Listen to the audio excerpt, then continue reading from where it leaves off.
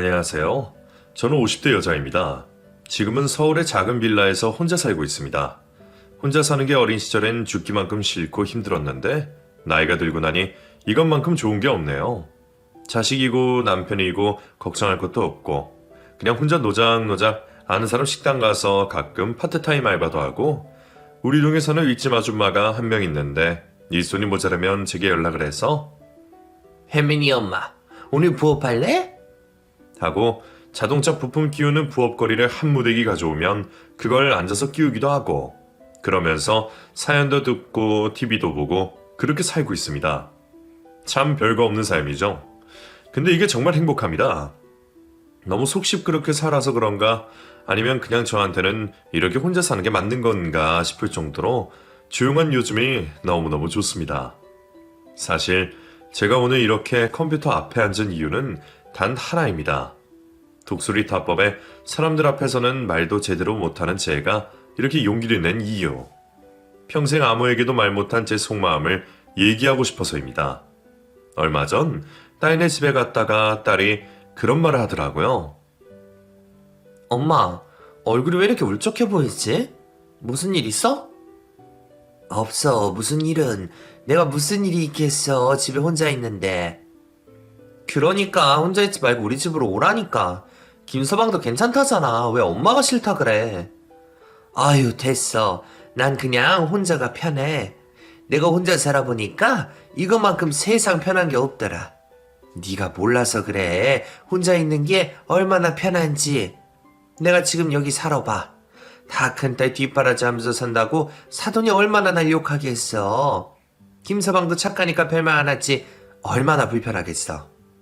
퇴근하고 나면 팬티바람으로 속 시원하게 돌아다녀야 되는데 그러지도 못하고 소파에 누워서 배까지 짚고 신나게 자고 싶은데 그런 것도 힘들 거 아니야.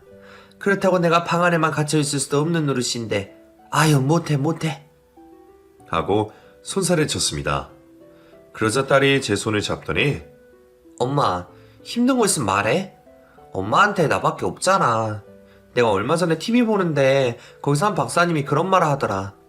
마음속에 담아두는 게 능사가 아니래. 가끔은 속 시원히 말을 해야 응어리가 풀린다고 하더라고. 엄마 근데 평생 살면서 아무한테도 한풀이 안 해봤잖아. 내가 병원에 가자고 해도 아픈 데도 없는데 병원은 왜 가냐고 하고. 근데 내가 보기에 엄마 많이 힘들고 아파. 그래서 내가 걱정이 돼서 그래.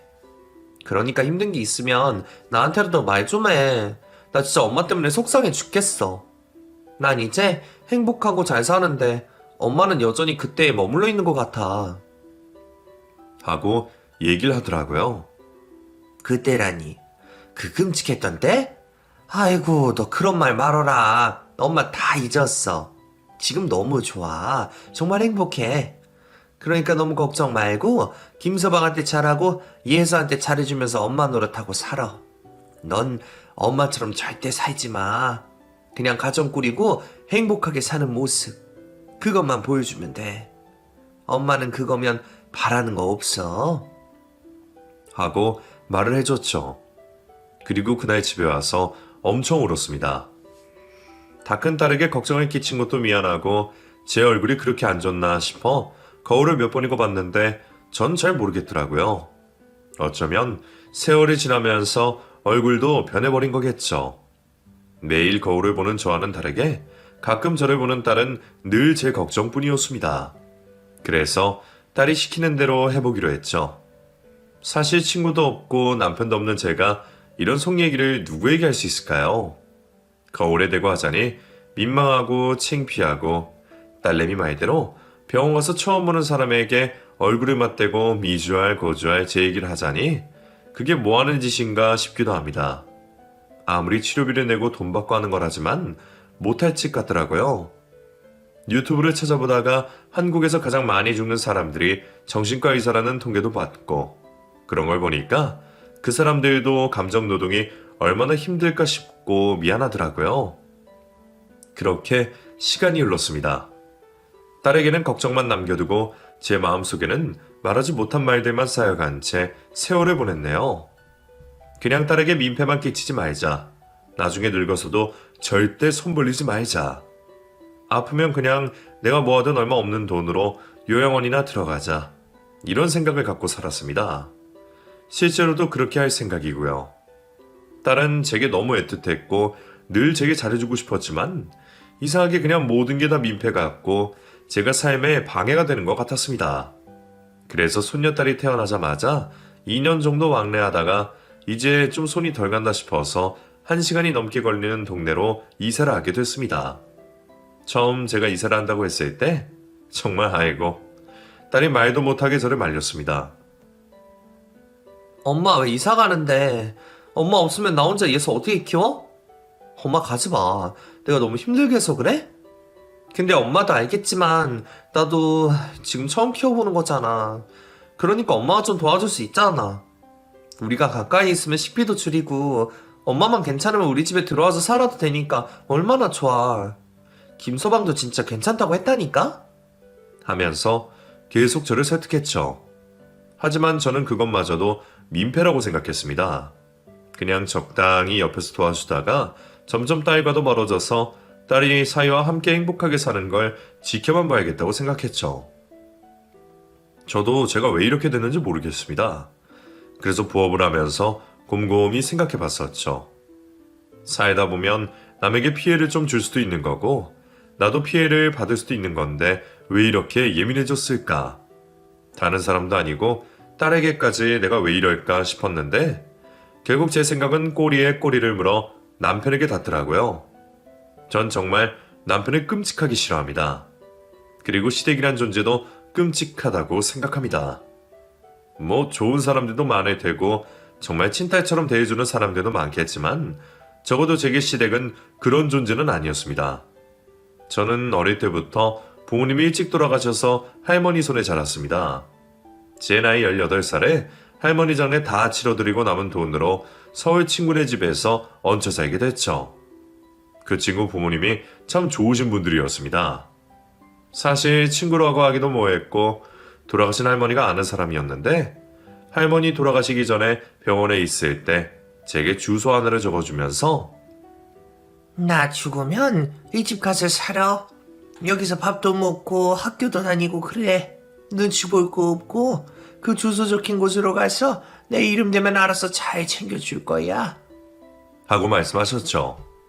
저는 혹시나 그 주소가 적힌 종이를 잃어버릴까봐 머릿속에 통째로 외워버렸고 할머니가 돌아가시고 집이랑 땅을 다 처분하고 서울로 갔습니다. 그 집에 처음 도착했을 때 웬 남자 한 명이 문을 열어줬습니다. 누구냐? 안녕하세요. 저 안복래 할머니 손녀인데요. 할머니가 얼마 전에 돌아가셨어요. 근데 돌아가시면서 제게 이 집에 가서 살면 될 거라고 해서 찾아왔어요. 안복래 할머니? 할머니가 돌아가셨어? 아휴, 할머니 돌아가셨구나. 여보 나와봐. 복래 할머니가 돌아가셨다고 손녀가 왔어. 하면서 집안에 있는 사람을 부르더라고요. 집안에서는 깜짝 놀라며 복래 할머니 손녀가 왔다고? 아이고 이게 무슨 일이야. 아이고 잘 왔네 잘 왔어.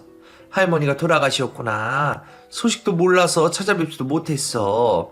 그래도 잘 왔다. 잘 왔어. 하고 저를 반겨주시더라고요. 무슨 사이인지는 몰라도 반겨주시니 우선 너무 좋았고 그래도 마음 편하게 들어갈 수 있었습니다. 그 부부는 제게 작은 방을 하나 내줬습니다. 그러면서 하시는 말씀이 내 집이라고 생각하고 편히 지내. 우리도 딸이 하나 있어서 불편하진 않을 거야. 둘이 친하게 지내면 더 좋은데 뭐 안 맞으면 어쩔 수 없지만 우리 딸도 성격이 동글동글해서 잘 지낼 것 같긴 하네.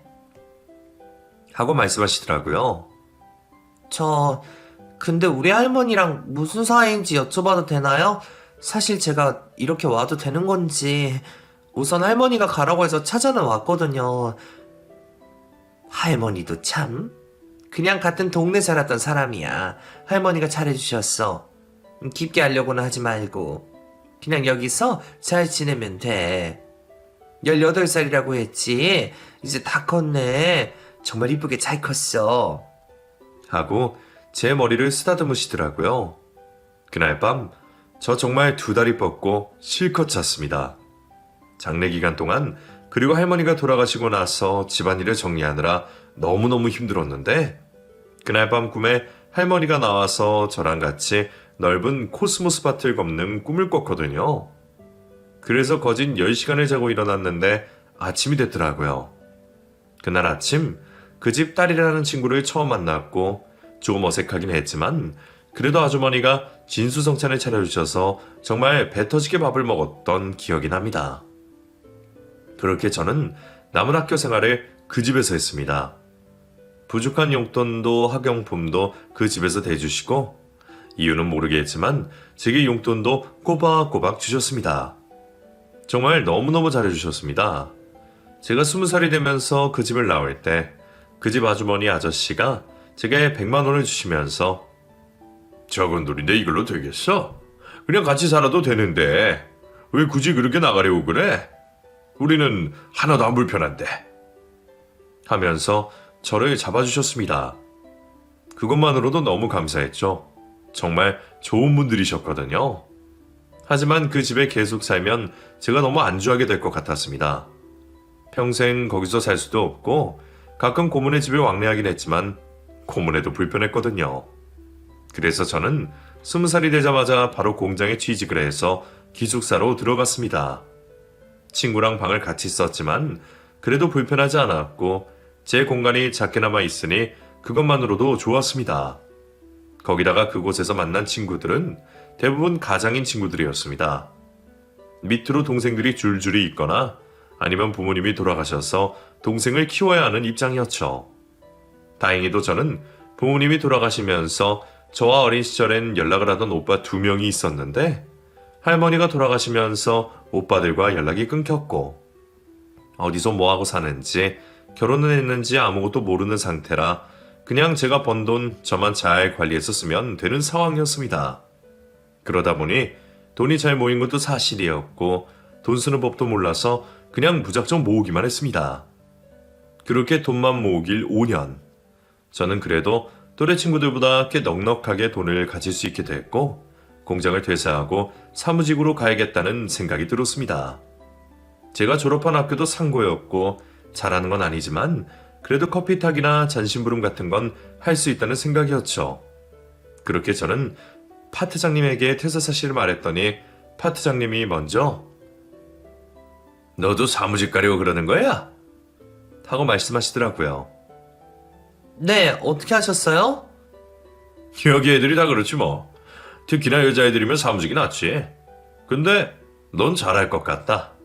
안 그래도 얼마 전에 친구랑 술 한잔하다가 친구네 사무실에 여직원을 구한다는데 거기 한번 가볼래? 하고 일자리 제안해 주셨습니다. 정말요? 전 너무 좋죠. 진짜 감사해요. 저 뽑히면 정말 열심히 잘할게요. 진짜 감사합니다. 하고 몇 번이나 꾸벅 인사를 했습니다. 그렇게 저는 사직서를 낸 후에 한 달 정도 공장에서 일을 했고 일주일 쉬고 바로 사무실로 출근을 했습니다. 그 안에는 16명 정도 되는 직원이 있었습니다. 남직원, 여직원 섞여 있었지만 남직원의 비율이 훨씬 높았습니다. 그 안에 있던 차장이란 남자가 여러분 인사하세요. 오늘부터 우리랑 같이 일하게 될 김양이에요. 김양, 인사해. 하고 사람들에게 저를 소개시켜줬습니다. 필요한 거 있으면 김양한테 부탁하면 돼요. 비품이나 뭐 커피나 이런 것도 김양이 다 채워줄 거니까 다들 김양한테 잘 보여야 돼. 하고 말씀하시더라고요. 저랑 같이 일하는 직원 언니가 한 명 있었는데 그 언니가 저를 보더니 네가 와서 너무 다행이다. 나 혼자 얼마나 힘들었나 몰라. 우리 잘 지내보자. 하면서 제게 먼저 악수를 청했습니다. 그렇게 저는 사무실에서 일하는 직원이 됐습니다. 장부 정리도 하고 커피와 담배 심부름도 하고 사무실 청소도 하고 화장실 청소까지 했지만 그것마저 너무 만족스럽습니다. 가끔은 술자리에 가서 술도 따라드리고 노래도 했지만 그것도 힘들지 않았습니다. 그래도 월급이 나왔고 직장이 있다는 건 정말 행복한 일이었거든요. 하지만 제가 회사를 다닌 지 3년 만에 결국 일이 터지고 말았습니다. 그날은 회식 날이었습니다. 저랑 같이 일하는 직원 언니 한 명이 화장실에 간다더니 오질 않더라고요. 저는 걱정이 돼서 화장실로 갔고 화장실 안에서 언니는 화장이 다 번지게 울고 있었습니다. 언니, 무슨 일 있어요? 왜 그래요? 나 진짜 더럽고 치사해서 진짜 관둘 거야. 이 거지 같은 회사 더 이상은 못 다녀. 너도 조심해 진짜. 돈 때문에 이런 더러운 회사 다니지 말고 얼른 다른 곳 알아봐서 관두란 말이야. 하고 제게 경고하듯 말하더라고요. 사실 전 지금의 회사가 너무 만족스러웠습니다. 대체 뭐 때문인지 이유를 모르겠더라고요. 제가 바보 같은 표정으로 언니를 쳐다보자 언니는 저를 보며 너 정신 차려. 지금은 내가 있으니까 네가 그런 꼴을 안 당하는 거야. 술자리 있을 때마다 내가 차장님 옆에 앉았던 거 알지? 분위기는 시끄럽고 차장님은 맨날 나한테 귓속말 하잖아? 너 몰라? 그럴 때마다 나한테 뭐라고 한 줄 알아? 자기랑 같이 모텔 안 가면 퇴직금도 안 주고 잘라버리겠대. 거기다가 우리 집 주소도 아니까 집에 찾아서 날 괴롭히겠대. 우리 부모한테도 자기랑 몇 번이나 모텔 갔다고 말할 거니까 그렇게 알고 있으라는 거야? 나 진짜 너무 끔찍해. 근데 당장 이 회사 관두면 날 받아주는 곳이 누가 있겠어? 내 나이 30도 넘었고 결혼도 못했고 남자친구도 없어. 그럼 돈이라도 벌어야 되는데 지금 내가 여기서 잘리면 나 어떡해? 나 무서워. 혹시나 차장님 사모님이 알게 되면 어떻게 되는 걸까? 나 경찰서 가는 걸까? 상간녀 뭐 이런 걸로 잡혀가는 걸까? 드라마 같은 데 보면 나중에 나 같은 애가 어차피 버려지던데 나도 그렇게 되는 걸까? 나 어떡해? 오늘도 술자리 끝나고 차장님 차 타고 가자는데 너무 싫어. 정말 너무너무 싫어. 하고 펑펑 울더라고요. 전 처음 알았습니다. 언니에게 그런 힘듦이 있다고는 생각도 못했거든요. 저는 그 자리에서 언니를 끌고 나왔습니다. 언니 바보예요? 언니 피해자잖아요. 경찰에 신고하던지 고위 간부들한테 말해야죠. 이거 엄연한 폭력이에요. 해도 너무하잖아요. 저 내일 당장 신고할 거예요. 아니 사장실 찾아가서 다 말할 거예요. 하고 저희 집으로 언니를 끌고 왔죠. 그리고 다음날 출근하자마자 언니 손을 잡고 사장실로 갔습니다. 그리고는 그동안 언니가 겪었던 일들을 모두 말했죠. 하지만 사장님은 기가 막히다는 듯 증거 있어? 증거 있냐고? 하면서 오히려 저희들을 구석으로 몰고 가더라고요. 저랑 언니는 그 자리에서 바로 도망쳤습니다. 솔직히 증거라는 건 없고 사장님의 아들이 차장님이었는데 그 사실을 저희 둘 다 잊고 있었습니다. 그 뒤로 저희들은 회사를 나가지 않았습니다. 사직서도 퇴직금도 아무것도 받지 못했죠. 언니는 가끔 저희 집에 찾아와 술을 마시면서 야, 그냥 우리 돈 많은 남자나 꼬셔서 시집이나 가자. 이게 뭐냐, 이게. 하면서 신세한탄을 했습니다. 술도 잘 못하는 저희 둘이었지만 그래도 꾸준히 술을 마시러 나갔습니다. 그렇게 동네 술집에서 만난 게 제 남편이었습니다. 그 사람은 처음부터 적극적이었습니다. 언니와 둘이 술을 마시는 그날 남자 둘이 저희에게 접근했습니다. 그쪽도 두 분이신 것 같은데 우리랑 같이 마실래요? 하고 소주잔을 들고 왔죠. 그렇게 저희 둘은 그 두 사람과 새벽까지 술을 먹었습니다. 그리고는 그 술집에서 다음날 또 만나기로 했죠. 그 후에도 또 다음날에도 저희는 계속 술을 마셨습니다. 그렇게 일주일 정도 만남을 갖고 저희는 2대2로 찢어지게 됐습니다. 그 남자는 제게 적극적이었습니다. 제 손을 잡으며 난 너 진짜 마음에 든다. 너랑 만나보고 싶어. 하고 대시를 했죠. 저도 그땐 뭐에 미쳤었는지 그 사람의 고백을 받아들였고 그렇게 저희는 연인이 됐습니다. 그 사람은 그래도 꽤 사는 집의 아들이었습니다. 항상 저희 집에 저를 데려다 주다가 그 사람이 집에 뭘 두고 왔다면서 저를 데리고 자기 집 앞으로 갔습니다. 대궐 같은 큰 주택은 아니었지만 제가 사는 집보단 훨씬 좋아 보였고 저는 평생 모아도 그런 집에선 살 수 없을 것 같았습니다. 그렇게 서류 하나를 가지고 오더니 이거 좀 회사에 두고 가자 하고 저를 회사까지 태우고 갔습니다. 회사도 저희 회사랑 잽도 안 되게 크더라고요. 그걸 보고 이 사람 정도면 연애도 결혼도 괜찮다는 생각이 들었습니다. 물론 저와 그 사람이 결혼을 해줄지 모르겠지만 그래도 그 사람이 저를 참 많이 좋아해 줬습니다. 그렇게 연애한 지 1년. 그 사람이 먼저 제게 말하더군요. 우리 부모님이랑 식사 한번 할래? 너 보고 싶다고 하셔서. 하며 저를 데려가려고 하는 겁니다. 이거 지금 결혼하자는 거야? 넌 결혼 생각 없어? 하고 제게 반문하는데 아무 말도 못하겠더라고요. 프로포즈 치고는 좀 심심했지만 그래도 저한테는 과분한 남자였으니 저는 별말 않고 남자친구를 따라갔죠. 그런데 세상에 부모님도 너무 온화하시고 저를 정말 반갑게 맞아주시더라고요. 그렇게 밥을 먹고 나와 저는 남자친구를 붙잡고 펑펑 울었습니다.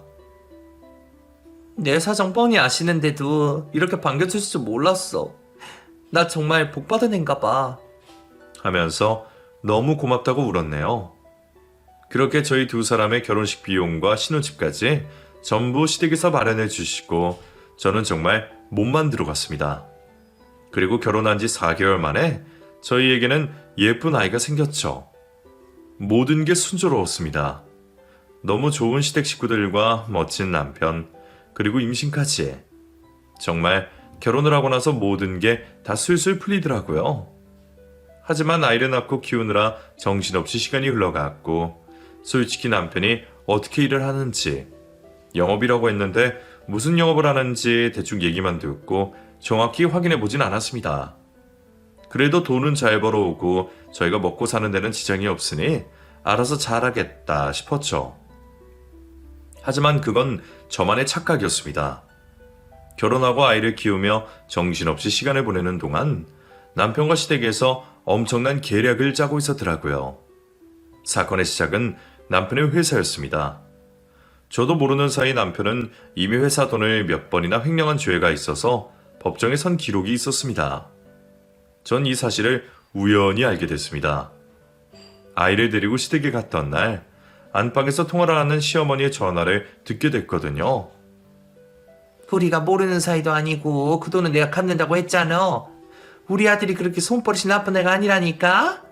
뭘 몰라서 그래. 아이고 무슨 소리야. 무슨 징역을 살게 징역을. 앞내 창창한 애 앞길 막지 말고 합의하자고 합의. 하면서 큰 소리로 통화를 하더라고요. 저는 조심스레 안방문을 열고 어머니 그게 무슨 소리예요? 하고 물었더니 어머니가 깜짝 놀라 전화를 끊으시더라고요. 그리고는 저를 자리에 앉히시는 겁니다. 어차피 너도 알아야 할 일이니까. 종열이가 지금 사기죄에 휘말렸어. 아유 머리가 복잡하네 진짜. 그쪽에서는 종열이를 고소한다고 하는데 이게 어떻게 될지 모르겠다. 머리가 터지겠다 터지겠어. 하고 말을 하더군요. 얼마나 횡령했는데요. 이게 무슨 말이에요?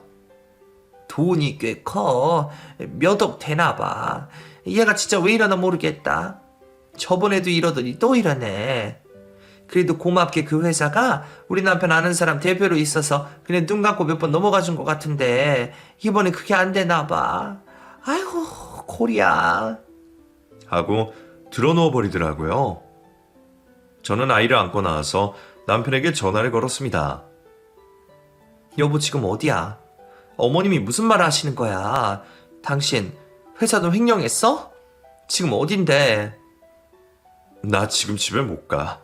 내가 주소 불러줄 테니까 당신이 여기로 좀 와줘. 하고 제게 말하더라고요. 남편이 불러준 주소는 충청도의 작은 시골 마을이었습니다. 저는 아이를 시댁에 맡기고 바로 남편을 만나러 차를 끌고 갔습니다. 그렇게 2시간을 넘게 달려 도착한 곳에는 남편이 혼자 있더군요. 그리고 제게 큰 가방 하나를 건네줬습니다. 당신 이거 좀 갖고 있어. 우리 외국으로 도망가자. 이 돈이면 우리 먹고 사는데 지장 없을 거야. 거기서 애도 키우고 장사하면서 살면 돼. 하고 말을 하는 겁니다. 무슨 소리야? 당신 미쳤어? 갑자기 왜 이래? 당신 이런 사람 아니잖아. 여보, 제발 정신 차려. 이 돈 다시 다 돌려주고 우리 좀 제대로 살자. 그냥 자수해. 하고 남편을 설득했죠. 하지만 남편은 뭐에 미쳐 있는 건지 눈알이 돌아간 사람처럼 보였습니다. 여보, 나 이 돈 없으면 안 돼. 그러니까 제발 내가 시키는 대로 해. 나 지금 자수하면 바로 깜빵 가야 돼. 그러니까 제발 당신 이 돈 갖고 있다가 내가 전화하면 나와. 알겠지? 하고 제게 돈을 넘기고 갑자기 어디론가 뛰어가더라고요. 제가 알던 남편이 아니었습니다. 정말 너무 낯선 모습이었습니다.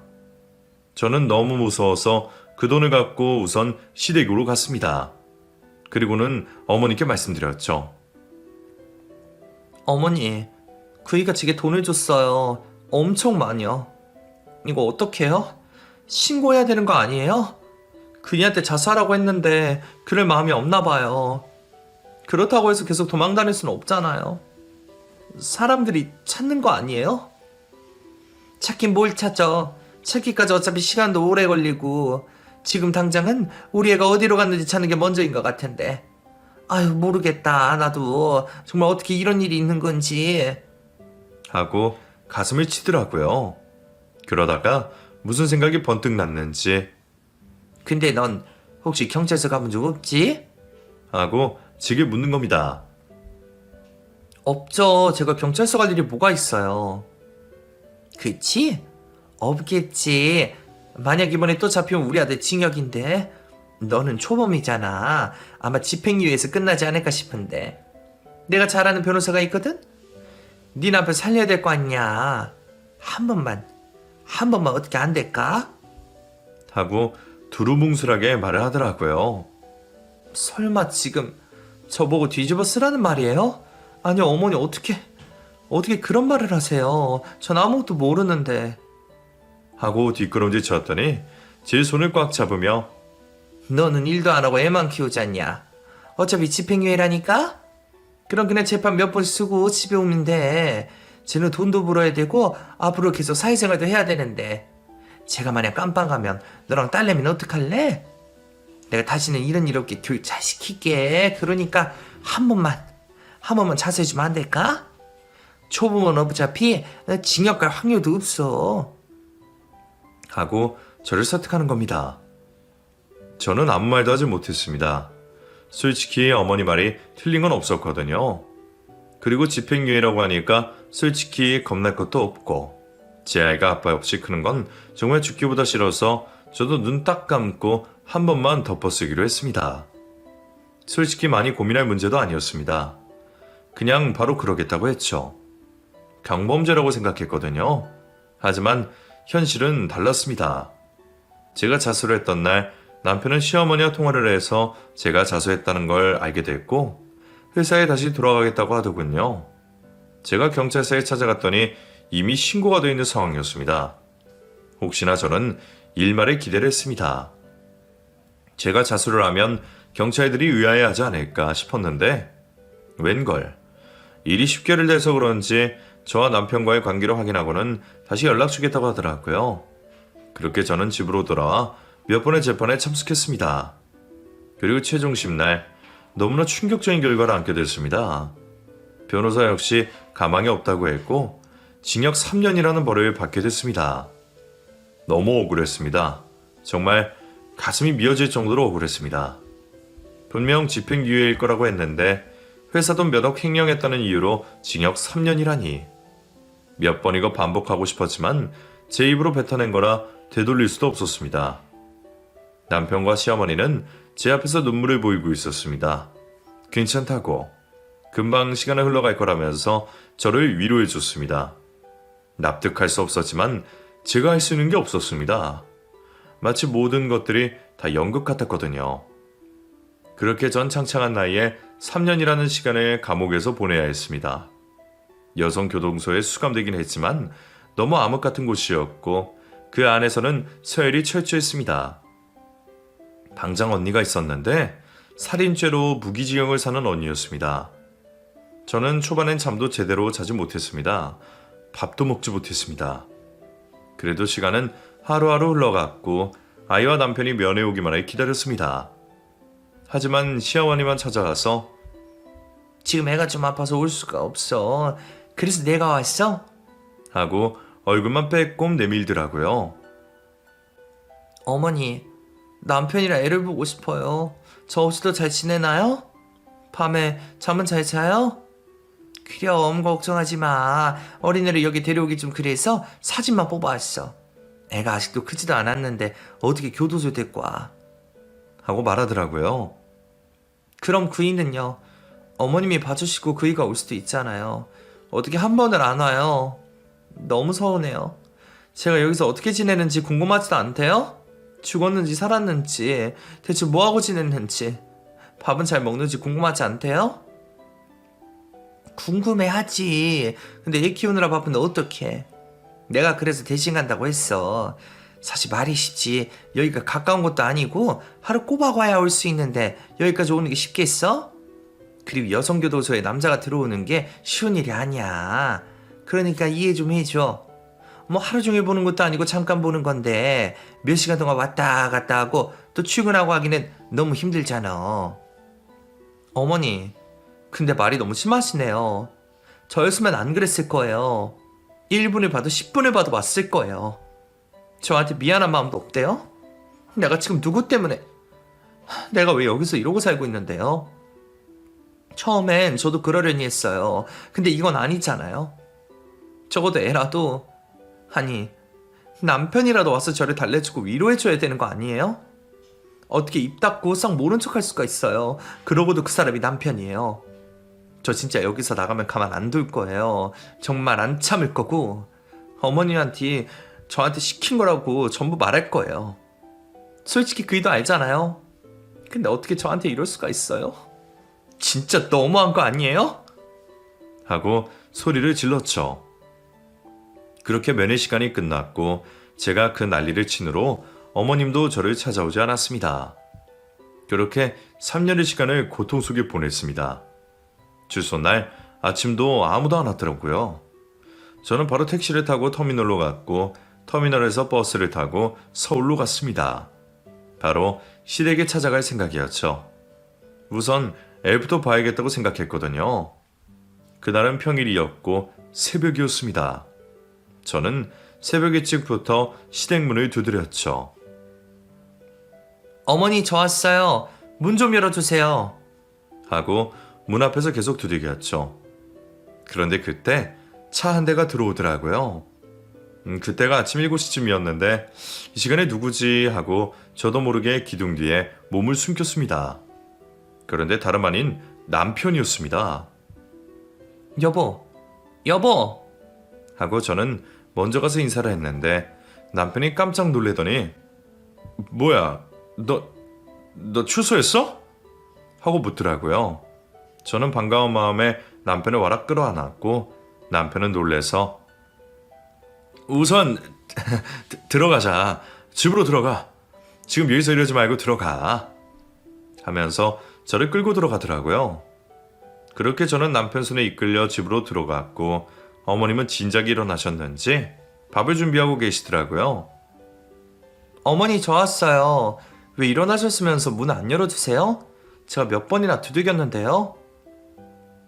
하고 집에 들어갔더니 깜짝 놀라서는 아니, 너네 둘 어떻게 같이 들어와? 하며 놀라는 겁니다. 앞에서 만났어요. 아, 배고파. 우리 밥 먹으면서 얘기할까요? 사실 출소하기 전에는 정말 화가 나서 집에 도착하자마자 바로 다 엎어버리고 싶었는데 막상 얼굴 보니까 진짜 반갑고 좋네요. 이런 게 가족인가 봐요, 그쵸? 와, 정말 진수성찬이다. 저 오늘 오는 거 아셨어요? 맛있겠다. 교도소 밥이 진짜 맛없어요. 저 살 빠진 거 보이시죠? 거의 2년 넘게 못 만났으니 얼굴도 많이 변했는데 저 좀 달라진 거 없어요? 하고 저 혼자 신이 나서 막 떠들어댔습니다. 그런데 가족들 반응은 영 저를 반기지 않는 느낌이더라고요. 그래도 전 철판 깔고 웃으며 지냈습니다. 너무 보고 싶던 딸도 만나고 딸아이 역시 너무 많이 커서 처음엔 낯을 좀 가렸지만 금방 저랑 친해져서 제 품에 안겨 자고 먹고 울기도 했습니다. 그렇게 한 달 정도 그 집에서 지냈습니다. 그런데 한 달 동안 남편이랑 같이 침대 위에서 잠을 잔 게 손을 꼽을 정도로 남편은 집에 들어오지 않았습니다. 어머니, 혹시 남편 오늘도 늦어요? 일이 바쁜가 보더라. 그리고 너네도 슬슬 이제 다시 집으로 옮겨야지 않겠어? 전 그러고 싶은데 남편을 만나기가 힘드니까 이런 얘기를 상의하기도 힘드네요.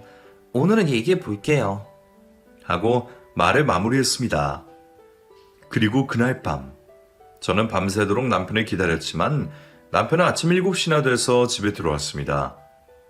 당신 왜 이렇게 늦어? 무슨 일 하는 거야? 그런 게 있어. 말 걸지 마. 하고 남편은 그대로 잠자리에 들었습니다. 저는 남편이 잠든 사이 가방도 뒤져보고 옷 속까지 전부 뒤적거렸지만 별 증거라고 할 만한 것도 없었습니다. 남편을 의심하긴 싫었고 제가 출소만 하면 저희 가족 정말 행복하게 살 수 있을 줄 알았는데 이게 참 마음처럼 안 되더라고요. 결국 저는 남편에 대한 의심을 멈추지 못해 남편을 미행하기로 했습니다. 그날 남편을 따라 출근을 했고 퇴근 시간까지 그 앞에서 기다렸죠. 그런데 남편이 퇴근을 하고 동료차를 타고 가더라고요. 그리고는 인적도 드문 시골길을 따라갔고 그 안에 작은 건물이 하나 있었습니다. 여자 동료와 같이 차를 타고 갔는데 처음에 저는 바람이 났다고 생각했습니다. 그래서 증거를 찍을 카메라와 녹음기까지 전부 챙겨갔는데 세상에 남편이 들어간 곳은 모텔도 아니고 그냥 건물이더라고요. 이 새끼 취향 독특하네. 이런 생각하며 남편에 따라 지하 계단을 내려갔는데 세상에 저는 눈앞에 펼쳐진 광경을 보고 믿을 수가 없었습니다. 그곳엔 수십 명의 사람들이 드글드글하게 모여 있었고 다 모여서 도박질을 하고 있더라고요. 추리한 옷차림의 저를 보고 앞에 서 있던 가드가 어떻게 오셨어요? 하고 묻는데 저는 저 멀리 걸어가는 남편의 뒷모습을 보며 내 남편이에요. 경찰 부르기 전에 이거 놔요. 하고 남편을 뒤따라 들어갔습니다. 이런 것은 처음이었습니다. 남편은 자리에 앉자마자 자켓을 벗고 화투장을 들고 도박질을 시작했습니다. 큰 가방 안에서 현금을 가득 꺼내서 상의에 올려두고 신나게 치더라고요. 저는 그 자리에서 바로 경찰을 불렀고 그 자리에서 남편을 바로 검거했습니다. 경찰서까지 끌려간 남편은 눈이 돌아가서 진짜 미친 사람 같더라고요. 그리고선 저한테 마지막으로 하는 말이 너 지금 나한테 복수하는 거야? 어? 너 깜빵 가고 싶어? 한 번 더 가고 싶냐고? 하면서 제게 소리를 지르더라고요. 도박에 빠지면 부모도 못 알아본다고.